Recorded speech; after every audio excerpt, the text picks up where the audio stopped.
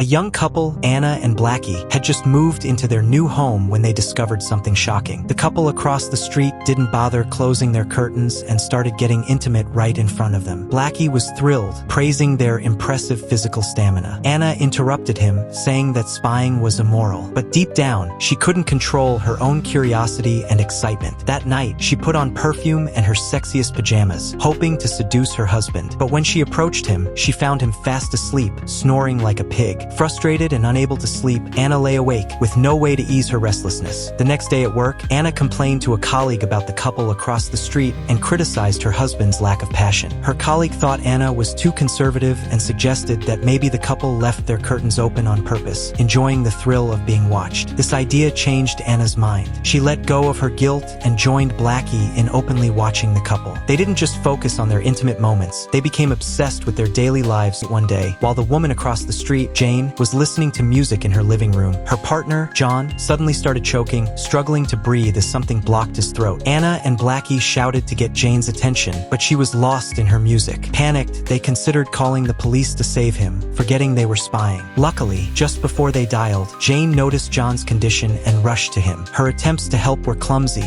and Anna and Blackie grew anxious watching. After much effort, Jane dislodged the object, and John was safe. Anna and Blackie were more relieved than if they'd been saved themselves. Watching the couple's dramatic live show became Anna's favorite pastime. Even when she got up for water at night, she'd stop to watch them for a while. One day, she saw Jane packing a suitcase for a trip. Secretly delighted, Anna realized Jane would be gone for days. She grew bolder, staring at John's strong, youthful body, which left her feeling hot and bothered. To get a better view, she bought a telescope. But when she looked through it, she saw John with another woman. It turned out John was a photographer who invited models to his home for shoots and took advantage of his position to hook up with them. The steamy scene excited Anna. She teased Blackie, mimicking what they saw, and they got intimate. But Blackie finished quickly, leaving Anna unsatisfied. He said, "Maybe we've never done that before. It's hot. I love you too." Meanwhile, John kept going strong, continuing his live performance for Anna, who watched obsessively through her telescope, even late at night. The next day, while chatting with an old friend, Anna learned from Blackie's classmate that he knew how to set up remote listening devices. She pestered Blackie to explain how remote eavesdropping worked. He said sound vibrations bounce off glass, and a laser pointer could capture those vibrations to record conversations. Anna was thrilled and urged Blackie to set it up. He hesitated, saying, "It's probably illegal and we can't. To shine a laser into their apartment, it'd have to bounce back here." Anna couldn't think of a better plan, but that night, John hosted a costume party. Anna and Blackie dressed up, sneaked into John's apartment, and placed a small mirror in a hidden spot. Back home, they set up the listening device, eager for a more immersive spying experience. The first thing they overheard was a heated argument between John and Jane. They learned the couple was married, not just dating. During the party, John had spent over an hour in the bathroom with another woman. Instead of apologizing, John grabbed Jane's head and slammed it against a table. Anna was stunned and lost interest in watching. The next morning, Jane showed up at Anna's workplace, a hospital, to get new glasses because John had injured her eye. They got along well and exchanged contact information. While Anna was at work,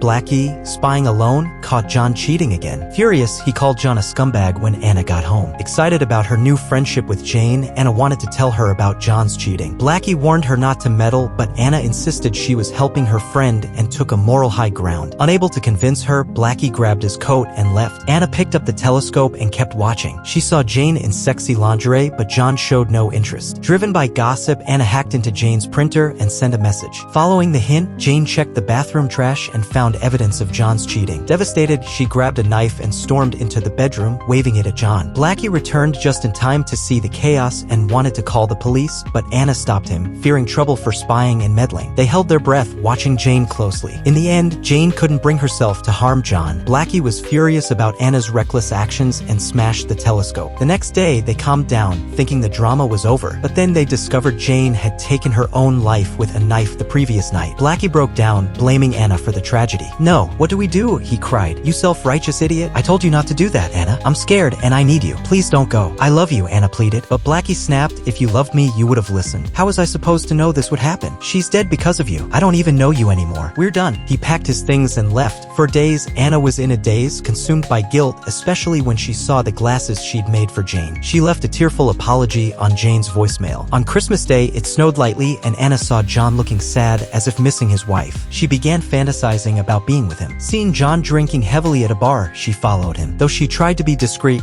John noticed her and struck up a conversation complimenting her beauty. He shared that his photography work caused frequent misunderstandings with his wife. Anna comforted him and agreed to go to his place for a photo shoot. What started as a normal session turned intimate as Anna, caught up in her fantasies, undressed. "I'll make it less awkward," she said as they gave in to their desires. Meanwhile, Blackie returned home with flowers to apologize to Anna. Not finding her, he grabbed a drink from the fridge and poured it out for the birds on the balcony, muttering, "It's fucking disgusting." Then he saw Anna and John together across the street. After her night with John, Anna returned home exhausted, only to find Blackie had hanged himself. Overwhelmed with grief, she broke down briefly, but moments later, a faint smile crossed her face. Anna held a funeral for Blackie and spent the next few days in a fog. Within a week, she saw a poster for John's photography exhibit and, dolled up, attended it eagerly. But when she arrived, Jane appeared from backstage. She wasn't dead. Jane was the exhibit's organizer, and when the curtains were lifted, every photo was of Anna, her daily life, and her naked moments with John, displayed for all to see. Jane revealed that Anna's spying had been part of a social experiment to warn people about obsessing over others' lives. They cared more about other people's lives than their own. What started as a fun hobby turned into an obsession, totally illegal, by the way. Little did she realize we were watching her. Humiliated, Anna fled the gallery in despair. Jane and John became famous, appearing on talk shows and making a fortune. Anna, furious, decided to move away from the painful memories. But while packing, she noticed Blackie's beloved birds were dead. Seeing Jane wave smugly at her, Anna had a realization. That day, a prestigious art gallery sent a bottle of wine to Jane and John. They toasted their success, but John felt a pang of guilt, saying their fame came at the cost of Blackie's life. "Don't you ever feel guilty?" he asked. Suddenly, their printer spat out a message accusing them of wrongdoing. John looked through his camera and spotted Anna on the rooftop. They chased her to the hospital where she worked, cornering her in a room. They demanded to know why she was still spying. Anna accused them of poisoning Blackie and staging his suicide by hanging. "That's a hell of a theory, Anna. Got any proof?"